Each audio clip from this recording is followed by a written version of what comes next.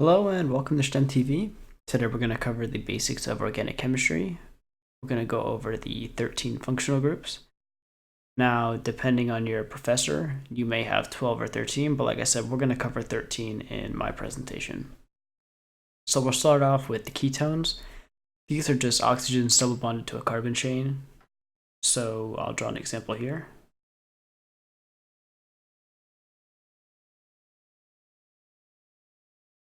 As you can see here, you have the oxygen double bonded to the carbon chain. Next up are carboxylic acids. These are carbon atoms double bonded to an oxygen that are then single bonded to a hydroxyl group. All a hydroxyl group is a covalent bond between a hydrogen atom and an oxygen atom. Now, the way I like to remember carboxylic acids are through the molecular formula, which is COOH. So I'll go ahead and draw an example here.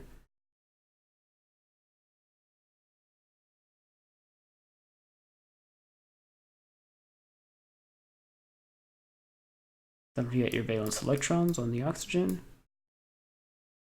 And here you can see the oxygen double bonded to the carbon, which is then attached to the oxygen and the hydrogen.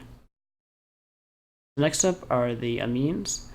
These are nitrogen atoms attached to hydrocarbon groups. Now, hydrocarbon groups, as you'll hear me say a few times, are real simple. They're just compounds made of hydrogen and carbon. Now, these can be classified as primary, secondary, or tertiary, depending on the number of hydrocarbon groups attached. So the example that I'm going to draw is tertiary. So it'll look like this.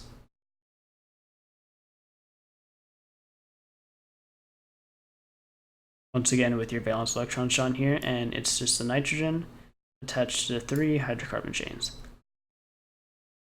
Next up are the aldehydes. Now, these are carbonyl centers bonded to hydrogens.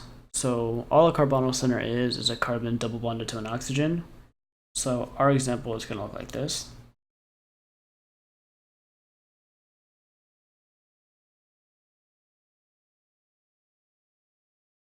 As you can see here, it's the oxygen double bonded to the carbonyl center and then attached to the hydrogen. So nitriles, these are real simple. They're just a carbon triple bonded to a nitrogen. So our example is going to look real simple like this. Carbon triple bonded to a nitrogen.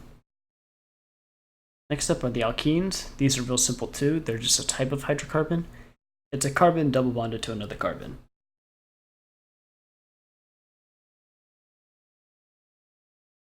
As you can see here is the double bond between the two carbons. Next up are the alkynes.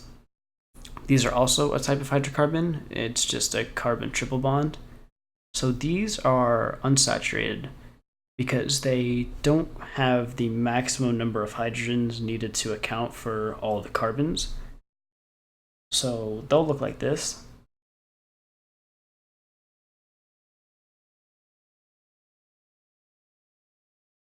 And here's your triple bond between the two carbons. So next up are the alcohols. These are hydroxyl groups attached to hydrocarbon chains. So all a hydroxyl group is an oxygen bound to a hydrogen. So ours will look like it's this. It's like a little stick figure. It just has the oxygen attached to the hydrogen at the top. So next up are the amides. So these are similar to carboxylic acids, but instead of a hydroxyl group, it's replaced with an amine or an ammonia. So our example will look like this.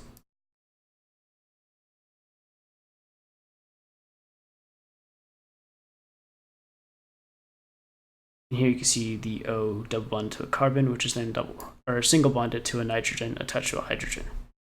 So next up are the ethers. I'll go ahead and draw this first because this is how I learned they look. It's one of the simplest forms you can learn, I guess. It looks best. So it's simply just an oxygen, in our case, attached to a cyclohexane here. So these are, like I said, oxygen atoms. They're connected between 2 alkyl groups or 2 aryl groups, depending on what yours looks like. So alkyl groups are just chains of only carbon and hydrogen, whereas aryl groups are ring compounds where a hydrogen atom has been removed. Next up are the esters. So these are simple. It's just a carbon bound to 3 other atoms. They'll usually contain a single bond to a carbon, a double bond to an oxygen, and a single bond to another oxygen. So what ours look like is this.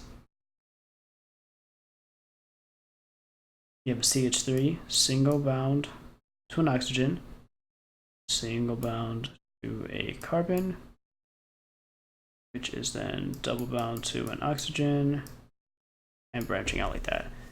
Now you don't have to draw this carbon, so if you want, you could draw it like this, and it'll look a little nicer in my opinion. But either works. This is just showing that there's a carbon right here.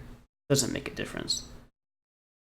Now, the thiols, these are organosulfurs that simply contain a sulfur bound to a hydrogen.